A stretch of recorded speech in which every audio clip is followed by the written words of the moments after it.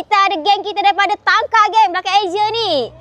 Kalau korang tengok belakang Asia ni, sailor kita binjai dengan shoot. Okey, perkara pertama yang Angel nak sampaikan dekat sini, bila acik-acik dah sampai kat gudang Bosijan, benda yang Angel tak pernah lupakan dalam segi layanan, perkara pertama adalah adab dan hormat.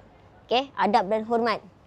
Sebab tu sampai sekarang pun Bosijan tetap terapkan kepada kita orang untuk jaga adab dengan acik-acik.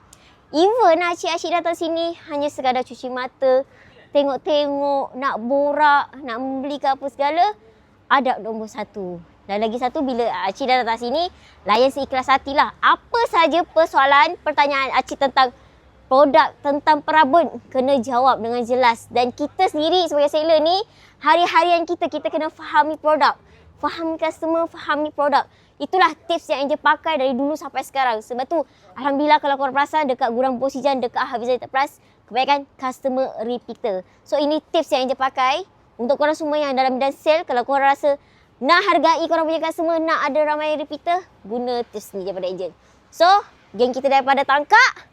Next, acik-acik kita dah jumpa geng daripada mana. Dan Alhamdulillah, ni semua dah berpacking-packing. Semua barang dah